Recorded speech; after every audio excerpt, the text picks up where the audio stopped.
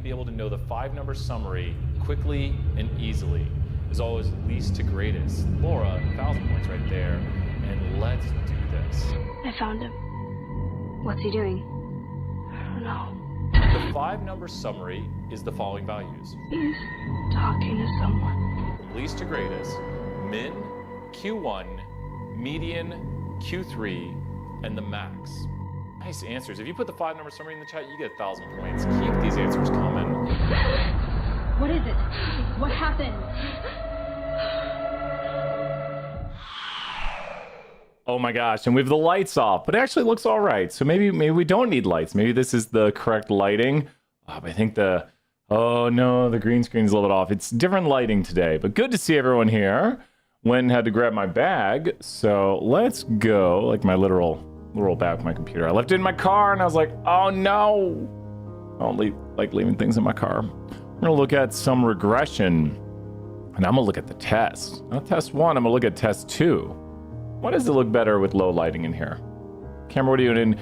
Kenai, good to see you there. Office hours. We're gonna talk about test 2. So get ready to talk about test 2. And I'm gonna look at test 2. So good stuff coming up right here. Let's go look at exam 2, because unless we've changed it, I know some of the questions. I know the ones people are gonna get stuck on. If you want, you can ask us to cover any question you want. Kenai, so good to see you here. We'll throw you some points. And we should still have, yes, 3 interpretation questions. Let's go talk about test 2. Test 2, what? Oh my gosh, we're already doing test 2. So there's interpretations you need to know. You need to know how to interpret the slope, the intercept, the r squared, and to write out these interpretations. Let me put this in the notes right here, whatever time we are at. So many people get to test 2 and they just leave these blank. And I'm like, he's lost points. He's lost a lot of points. 1303, Stat Tool 1, Exam 2 interpretations. So if you're watching this now or in the future, as long as it's the same sort of test we're doing, we've got 3 interpretations you need to know.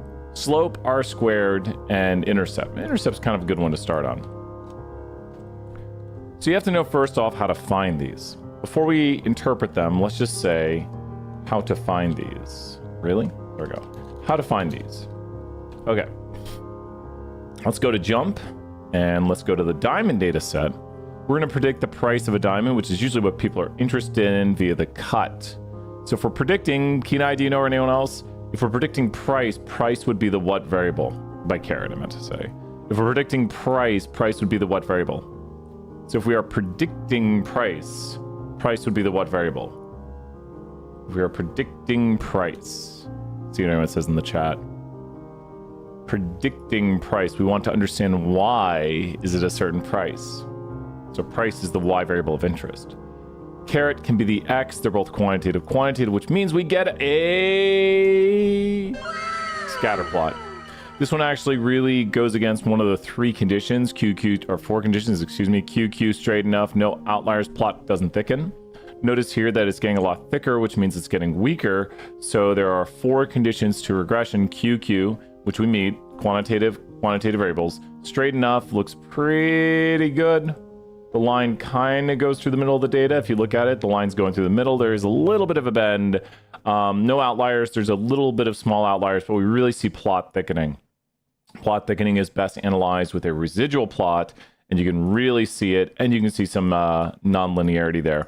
But you can see here it's really thin, here it's really thick. Plot thickening usually is analyzed via looking at the residual plot. But we're talking about how to analyze certain regression coefficients. And the regression coefficients can be found in 2 spots. So these are the values you need to know and know how to interpret and know what they are. So let's go bring this back to Word right here. Thank you for that help. So how do you find these values? Jump output. You'll get the jump out. Yeah, no, that's all right. Check it out. So here's the new information. And I think we know, have you ever heard of the equation y equals mx plus b? Have you ever heard of y equals mx plus b? So we do it a little different in statistics. You've ever heard of y equals mx plus b? You're thinking the equation of a line. Slope and intercept, you got it right there. Look at that. Points in the chat. I'm hitting random buttons. Points in the chat right there. So we know the equation of a line. We've seen it before. Y equals mx plus b. The computer's haunted. It's not going to let me erase. If it doesn't this time, I'll just copy paste to a new document. No, it's not letting me erase. Let's just grab this right here, bring it over to a new document. There we go.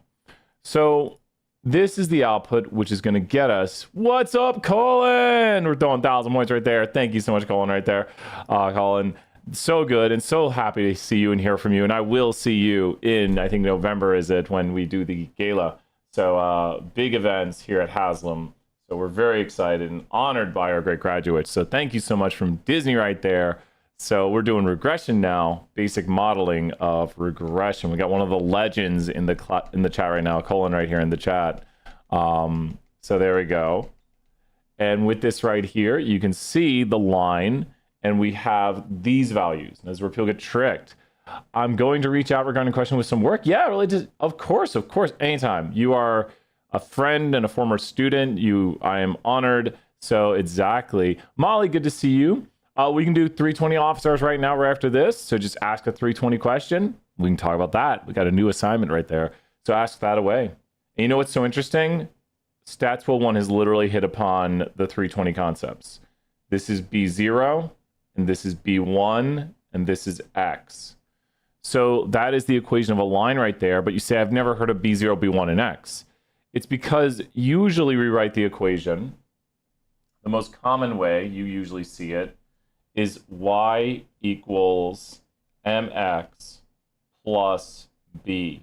Now I wrote it this way because I'm about to rewrite it as y hat equals b0 plus b1x.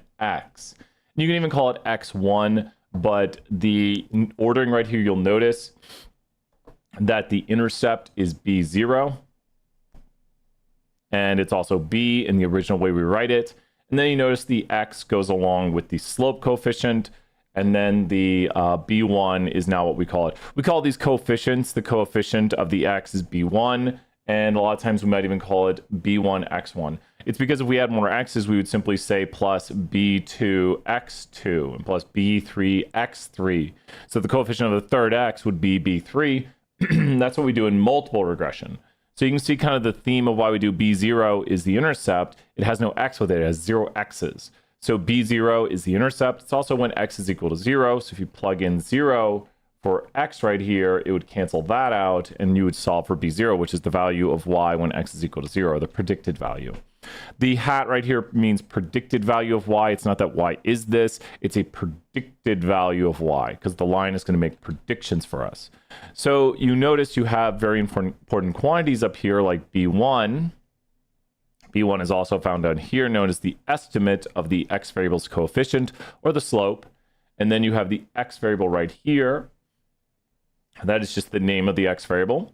And then you have the intercept value right here, which is negative. So there's the intercept, and notice how it points in on it. It goes estimate of intercept, and there are the values. And Mally, feel free to ask any question. Ask any question you want. Whatever you're wondering about, we could talk about it. And these are the things you need to know, especially for 201. You need to know where the intercept is at. You need to know where the slope is at. You need to know the intercept is called B0. You need to know the slope is called B1. And then the name of the x variable is the name of the x variable. As you know, we can just write the equation, which you see up here. You're just literally plugging in the values that the predicted price, I wish they put predicted over that. The predicted price of a diamond is equal to negative 2,400. That would be a 0-carat diamond. So let's get into some of these interpretations right here to see if they make sense. This is the equation down here at the bottom. We're going to erase it. And we're going to start by doing the intercept. I lost that. I wanted that still there. Okay. So the intercept has the following interpretation. Intercept is a good place to start. And yep, that's a good point. Here we go. Exam 2, we'll call that regression output. And feel free to ask any questions if you got them. I'm just putting things in this video I think will help people right now. Stat 201, exam 2. Regression interpretations. Have you thought of having a bot notify a certain role in the Discord when officers? Wow, Kenai, do you know how to? I could probably figure that out. Yeah, that'd be really good. Yeah. Kenai, I could probably figure that out if the bot just knew, like, I don't want it to say when every YouTube video, well, when a public YouTube video starts, it could say, like, Brian streaming on YouTube. I think we used to do that. I think we had a bot do that a long time ago. It was like, Brian streaming on YouTube. That's a very good idea. I like that. Yeah, that is a really good idea. Let's do that. If I can maybe figure it out, I should know how to figure that out. It's not that hard, right? Just tell the bot to, like, see on the YouTube channel when a stream appears, and then it just doesn't add everyone, so should be figured out. Intercept is the value of b sub 0. Ooh. Zooming in, zooming out. I think they changed something. I'm looking for the subscript, which is Control Shift.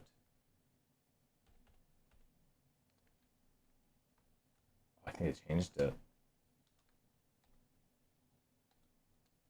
Maybe, I don't know. Who knows? Something feels different. Something feels like they changed up something here. We'll find out. What's the difference between predicting confidence intervals and predicting prediction intervals? Nice. Let's do that next. We will do that next, Mally. You got it. Prediction versus confidence intervals. So you'll get to see that here. I'll even show it in jump and in R. So the intercept is going to be when x is equal to 0, we expect y to equal b sub 0. And they did change this. They have definitely changed it, because I can't do the quick keys anymore. So b sub 0. B, why do you have to change things? Sub 0. That's not doing it anymore. Oh, there it is. It's this. Control Shift underscore. That's what I was doing. Okay, sure. So now, what would be the interpretation of this? This is what you're expected to do on the test. So when x, let's highlight what x is. All you have to do is plug in the values. You have to know how to read this and write this. So when x is equal to 0, we expect y to equal b0. So what's the interpretation?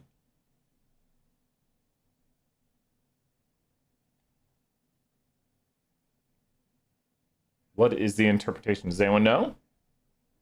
I will be making people write this in class. Try writing that out. You can see it up there. And then the slope is going to be, and this is 201 interpretation. We do it a little bit different in 320, so don't quite write this down. Maybe I just lost my mind on how to do that. So now I did it. The slope is going to be for each 1 unit increase in x, we expect y to increase / decrease by b1 on b1 on average.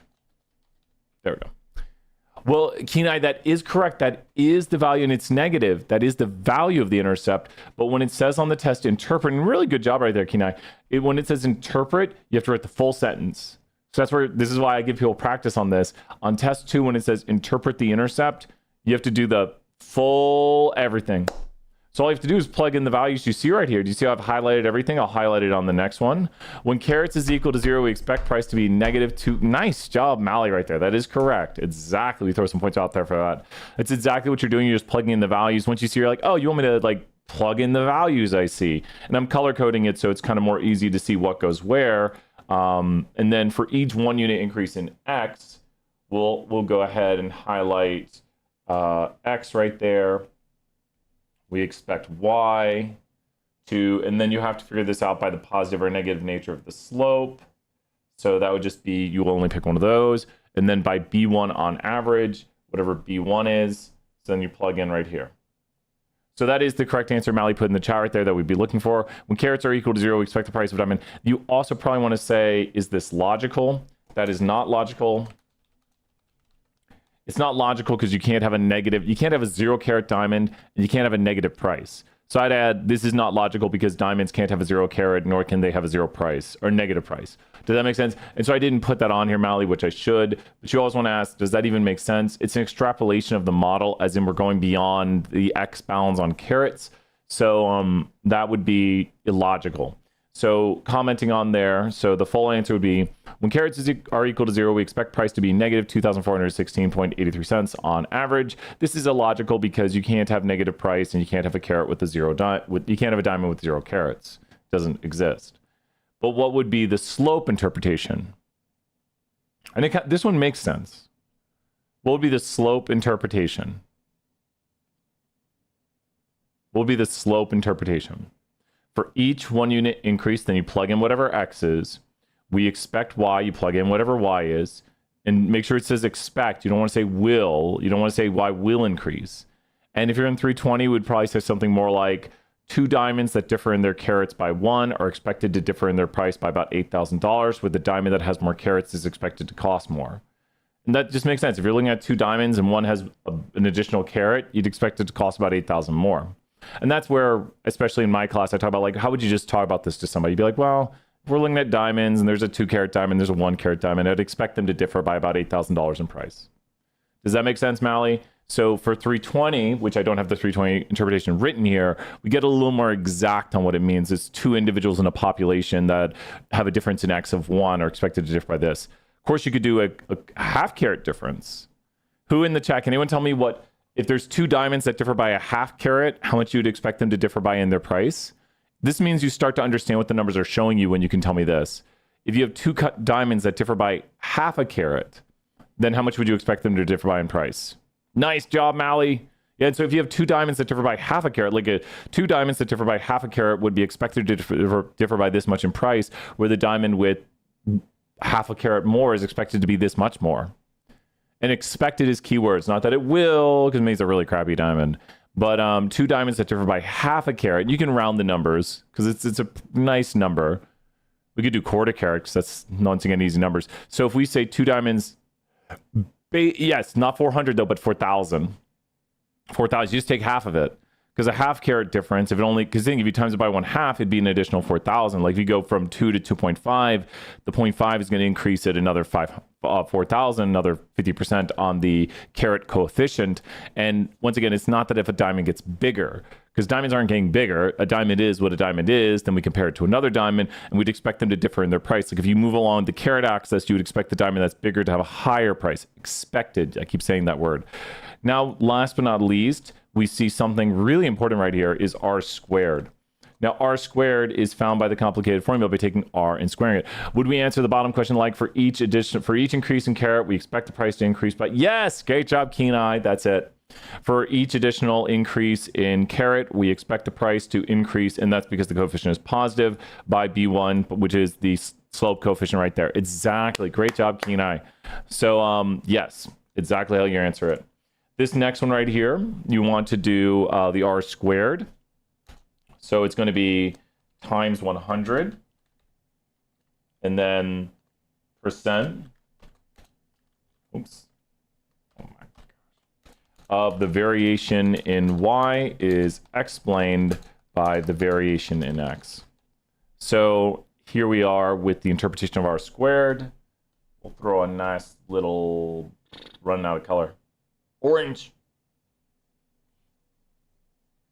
So try the R squared interpretation. I'll color everything right here. Well, I mean, you times it by 100. So make sure to times that by 100. It's a percent of variation in the Y variable. Y is colored in blue. So what is the interpretation of this one? Explained by the variation in X. Wait, 9% of the variation is explained by the variation in... Oh my gosh. I didn't write X.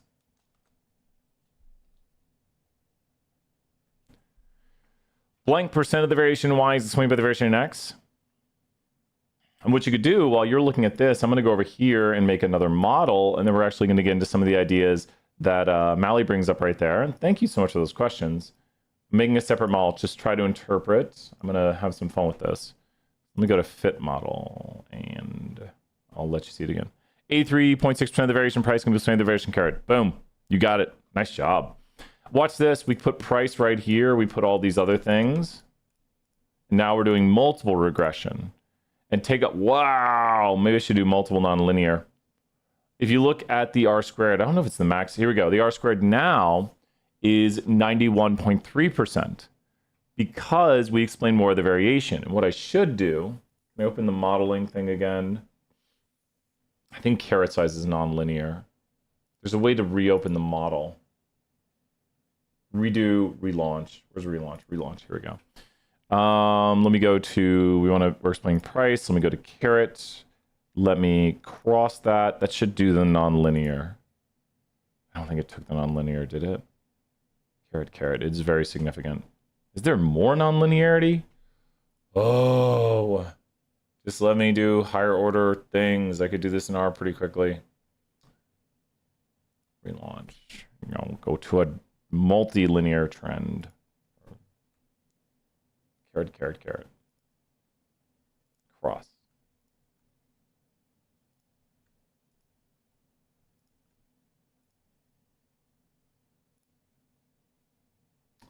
I'm gonna show one more thing. It's not significant to the third order. I know, right? That is, yeah, it's really nonlinear at the start. And we're getting an R squared of 92.3%. R squared is what you want to increase the amount of variation in Y explained by the variation in X. What I could do right here is I could go, watch this. Here's what you can do with really fun, cool stats. Jump has ways of doing it too. We're going to exclude the Y variable of interest. We're going to macro factor to degree. Oh, I didn't. Ugh. Okay. We're excluding price, degree, third degree, macro, factor to degree. That's a lot of variables. We're going to go here to stepwise. We're going to run the stepwise. Good. And then we're going to hit go. And then we're going to let it do its thing. And then we're going to make the model. 93 point, basically 94% of the variation, make model, run model.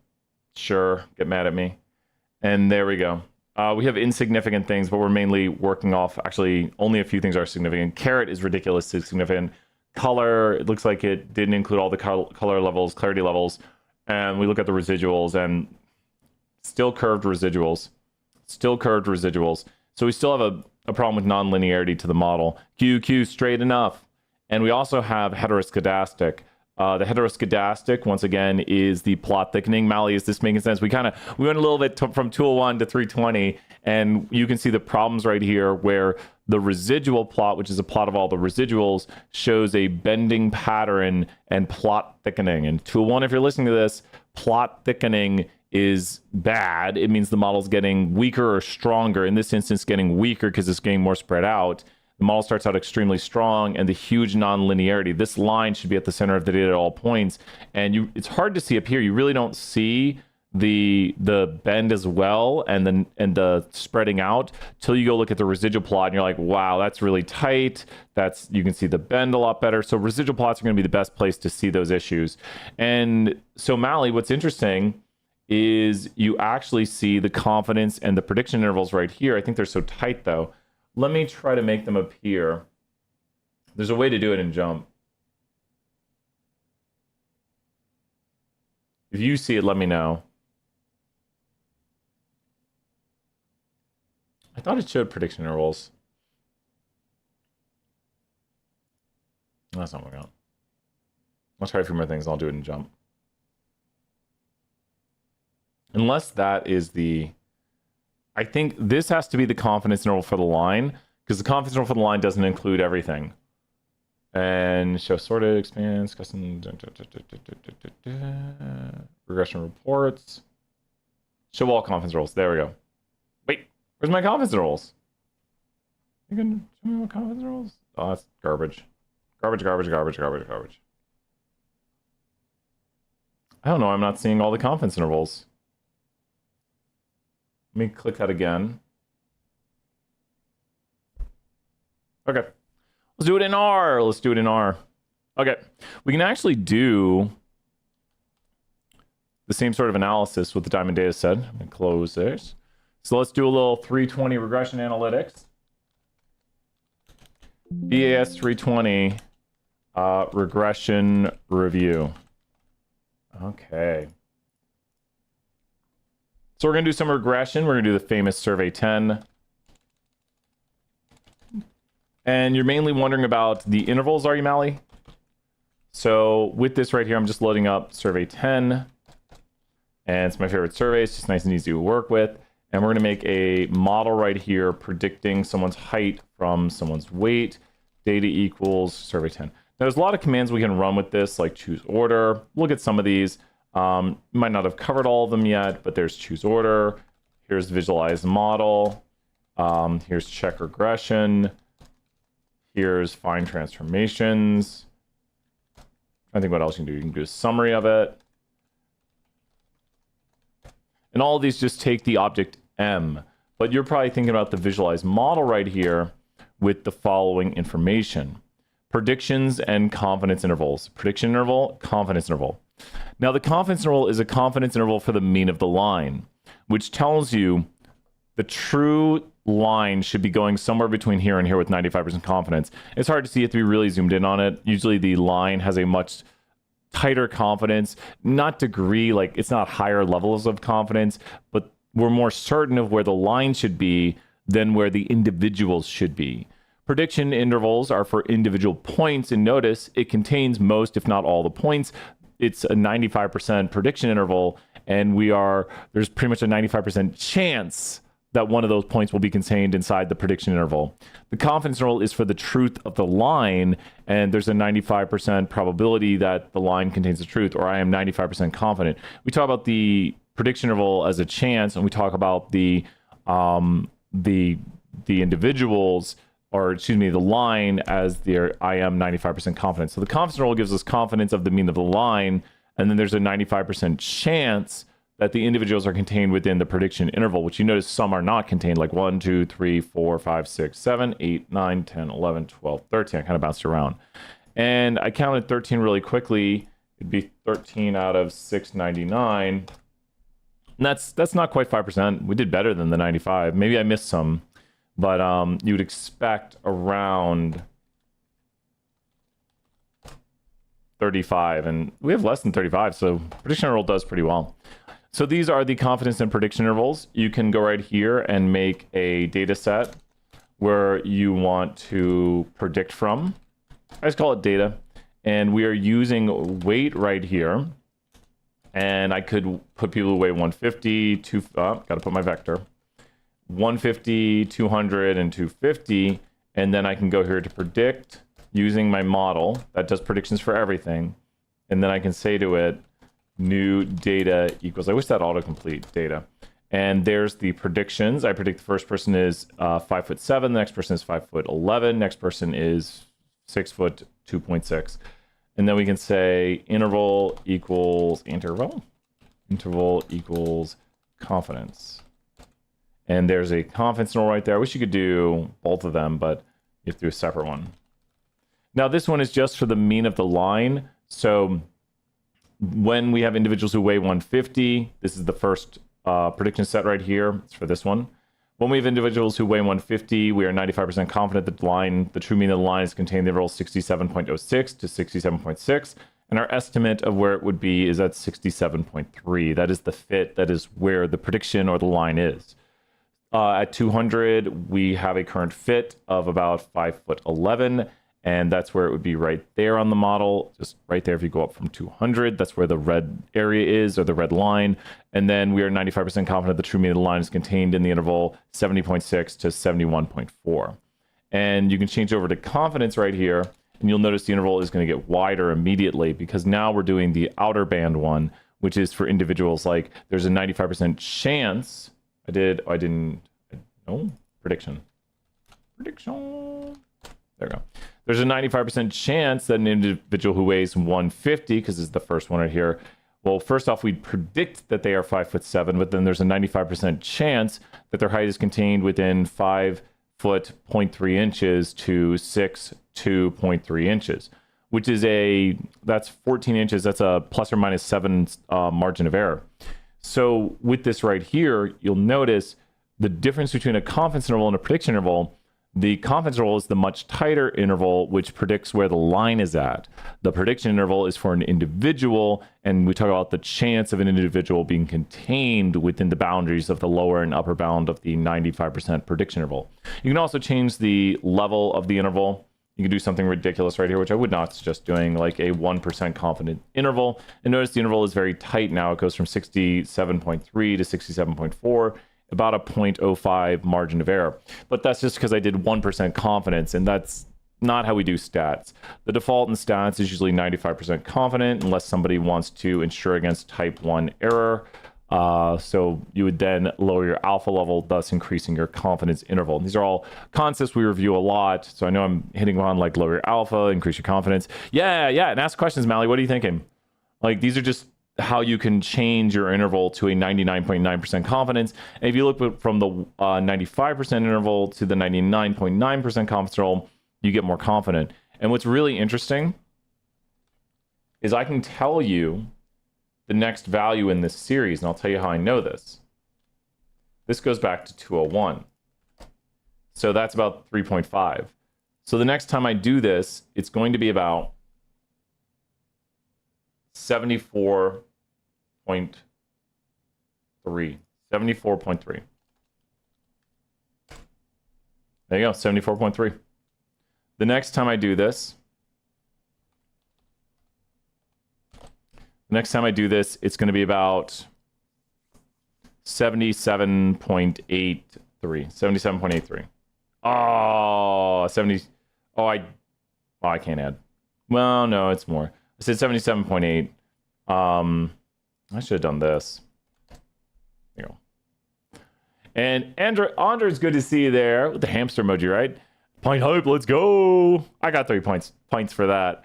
Man, the old ones, right? The meme point tiers. Morning Noel. And what I actually did right here, what I was doing is I was going up from the 68, 95, 99.7 rule. There's actually more to it. It's 68.26, 95.449, and 95.449, right? Yeah, I had 2 standard deviations. And with this right here, I was going out 1 standard error each time, which is what we do on the curve. So we actually are seeing 201. Once again, I'll show you how this works, is I'll make a different model. So if I go right here and put in GPA, or we'll still use weight and we'll predict GPA, because now I'm making a model, and what you actually see here is the intercept and the slope. Notice the slope is barely negative, it's close to 0, but it's actually significant, which is shocking. And then we predict for weights 150, 200, and 250, and we get the following predictions. We predict the individual who weighs 150 will have a GPA of 3.16, and we are doing prediction intervals. So this is there is a 99.7% chance that the interval will contain the truth for the person's GPA. What I can do right here is some fun math, because think if it's 99.7, how many standard deviations up is the upper boundary? So there's a 201 320 question. If it's 99.7, how many standard deviations up is the upper boundary, or standard errors in this instance? 68. How many standard errors up is the upper boundary? Someone... If it's 99.7, 68. 3, yep. So that's what a standard error is. And when we go back in here now, watch this. I can literally take the estimate right here and add to it 1 standard error. I can rerun the code now with a 68% confidence interval. And notice how I only went up 1 standard error. And that answer right there is that answer. Now watch this. Let's go up 2 standard errors. And there's 2 standard errors. And now I run this making a 95% confidence interval.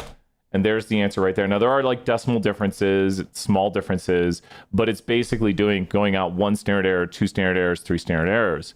And you can just figure these things out. And the standard error is about 0.6. If you go back and look at this right here, wait, that's that standard error there. Wait, where is it? Oh, it's the prediction. It's the standard error of the predictions, not the standard error slope. Well, here, check this. I want you to make a 95% confidence interval for the intercept. Who can do that? This is where you really understand how to do things. Just take guesses. If you're doing 95% confidence, how many standard errors are you going out? And I know I'm saying standard errors. It's an estimate of standard deviations. How many standard errors are you going out? You can round the numbers to nice, neat numbers. How do we use 95 when we go out standard errors? 2. So standard error is about 0.1. This is about 3.7. Just round the numbers nice and neat, Mally. Don't worry about being exact. Just do a nice and neat round. So make a 95% confidence interval for the intercept. And don't worry about being exact. Think of this as 3.7 and think of that as 0.1. So then make the upper and lower bound for the 95% confidence interval for the intercept. Upper and lower bound for 95% confidence interval for the intercept. Don't worry about being wrong. Just be like, well, if I have to go plus or minus 2 standard errors, you'd be like, wow, you can do that? You can just go up 2 standard errors, down 2 standard errors, and that's what the program is basically doing when you do 95% confidence interval.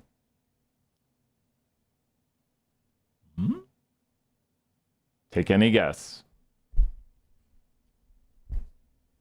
95% confidence interval. Any guess? It's such a rainy day today. Well, 3.7, 3.8, 3.9, 3.7, you don't divide them. You go up. So the way it works, and I'll draw it out right here, is it works just like 201, where when you have the estimate, it would go here at the center at 3.7, and then you merely go up 2 standard errors, down 2 standard errors. We could add the 2 to it. Does seeing this help out? You're just going up 2 standard errors down. And I know with the divide, you're thinking of the t-statistic probably. You're probably thinking the t-statistic is the ratio of the estimate divided by the standard error. That's what the t-statistic is. But to make a confidence interval, you need an upper and a lower bound. So you take the estimate and go up a certain amount of uncertainty and down a certain amount of uncertainty. So you're making a 95% confidence interval here if you go up and down 2 uncertainties. And it's not exactly... of course, it's going to do all the exact calculations for us. But there you go, 3.52, 3.92. And notice right here, that's exactly what I drew out. Does that make sense, Mally? How I was able to say, well, you just go up and down 2 uncertainties, and there's the exact calculations over there on the side. Because the uncertainty, we don't have that on the screen anymore. We'll show the uncertainty again. The metric of uncertainty, I'll get it all on the screen here. The metric of uncertainty is 0.10. That is the uncertainty in the estimate. That's what standard errors are. They're uncertainties in estimates. Nice job. And then the estimate is 3.72. So our best guess of it is 3.72. That's what an estimate is like. I think it's about 3.72. The uncertainty being the standard error is maybe I'm off by about this much in my estimate of the true intercept. And then you would just go up 2 uncertainties and down 2 uncertainties like we make 95% confidence rolls. The t right here, the t value is a ratio of the 2 numbers. So to get this value right here, you just divide, and that is the value right there. It's decimals have been rounded. But when you were thinking divide, you were probably thinking of the t ratio or the t value. I call it the ratio a lot of times because it's a ratio. It's a t. You could call it t statistic, t value. Tukey's not Tukey's. Tukey's got a different test. He's a statistician. Let me look him up. We'll maybe talk about him to end. I don't know much about that guy.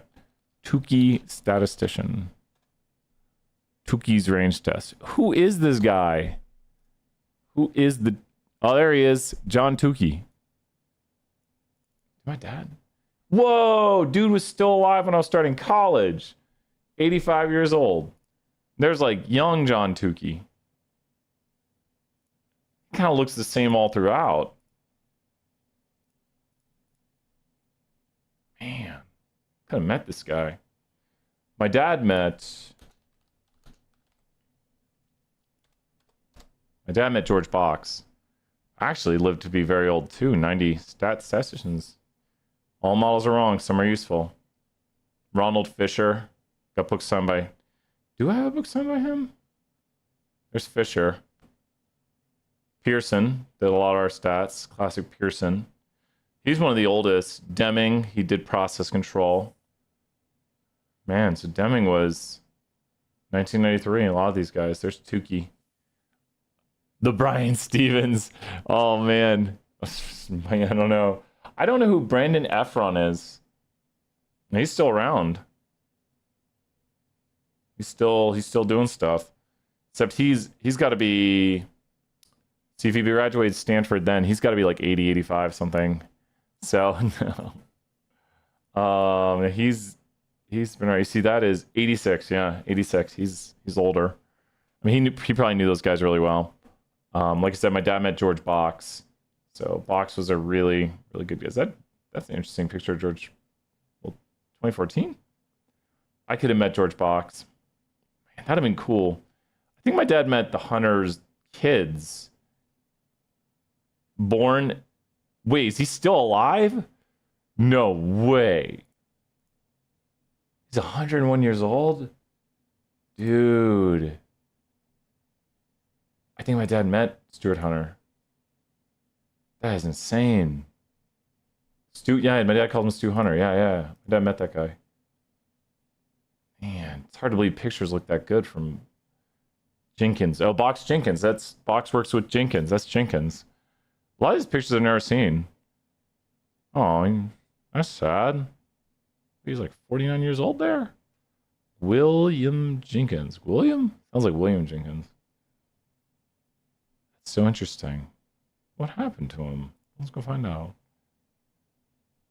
Hodgkin's lymphoma. That's really sad. Jazz and blues enthusiasts. Well, thank you for your contributions with Box. Worked with Box Jenkins test. That's George someone else. There's Box Jenkins approach. Time series approach for autoregressive moving average models and autoregressive integrated moving average models. He was British. He married Margaret Bellingham. That's right. They raised 3 children. Royal Aircraft Establishment. That's cool. Hunter, another one of the Hunter, like they're known. What happened to him? What's going on with these people? Oh my gosh. Sad times. Draper, I've heard Draper. I know that name. I'm just checking out all the statisticians to end office hours. Oh, he recently passed. 91 though. That's nice. I mean, like George C. Tao. I don't know that guy. 90, still around. That's awesome. Chicago. I don't know what he's done. I should know his name. That looks like a supervillain up there. Herman Otto Hartley. I don't know him. Fisher, everyone knows Fisher. John F. McGregor. I don't know John F. McGregor. What did he do? He's 81. What's really cool about statistics, and of course how can we not, Hirotogo Akeike. I totally misspelled Hirotogo Akeike. He's had Google Doodles after him and everything, but really there's his Google Doodle. He created Akeike's information criteria, which we were actually using just a little while ago inside of R over here. There it is, Akeike's information criteria corrected. That's the Bayesian information criteria, I believe. It has like a question mark, doesn't it? Should be the Bayesian information criteria. It's gonna just tell me everything now. K-fold, pulse models. Yeah, I know K-fold. Cross-validation, good stuff. But Akeike's complexity parameter. So how many things we added to the model? Yeah, it should be. How many things? Remove all. Yeah, it's parameters in the model. And then complexity parameter right there. R squared adjusted, R squared, root mean squared error, degrees of freedom for error, sums of squared error. And then you should know what all these things mean. Like you want the sums of squared error to go down. When I hit step, we're going to lose a degree of freedom for error because we had a parameter estimate. Root mean square error is the typical error the model makes. R squared is the percent of variation y explained by the variation x. R squared adjusted is a much fairer look at the R squared. Complexity parameter is a measurement of... Are there some study tips or videos you test? Yeah. No, we've got... Because which section are you in, Mally? I've got videos on... I actually have a 320 channel. Which I kind of go over stuff there. I can show you that. And feel free to email questions, BS320. I've got a 320 channel. I don't even know where it's at these days. Or you can also go to YouTube and search for like BAS 320 review, indicator regression. I just streamed. Sure, I streamed that. Review for final with special guests. So 4 months ago. So you can see different things right there. And then we should see the BAS 320 channel. Where's the channel? Channel. There you go, BAS 320. Maui 320 BAS. No idea what that is. And here it is right here. I haven't uploaded to this in years. There's midterm, just going over things, reviewing. I just combined everything into this channel. Oh, man.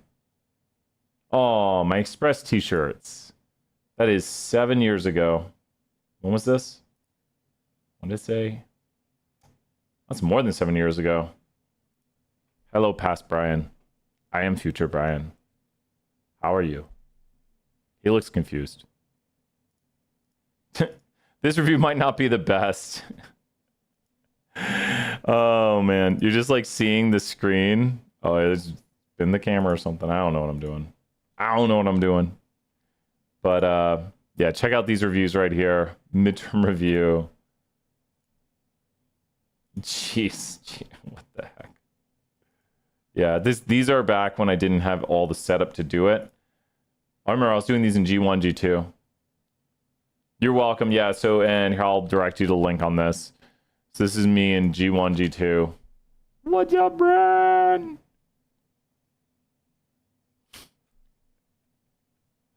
Right. Hey, it's my Batman watch. I know, right? You get the lecture hall experience right here. I think.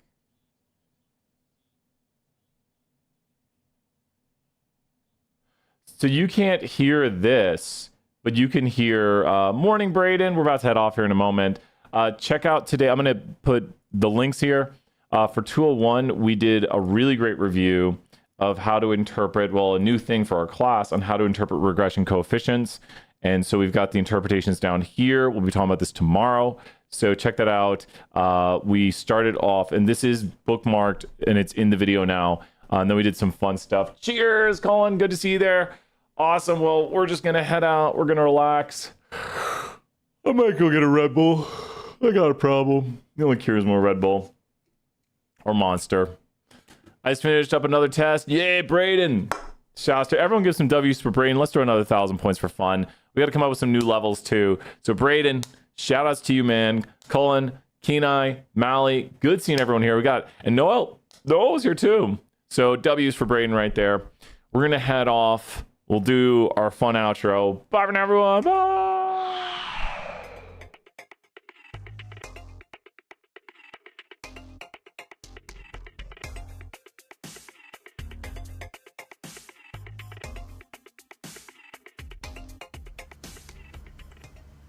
Hey Brian, what's up? Hey, Adam. Oh, what's this?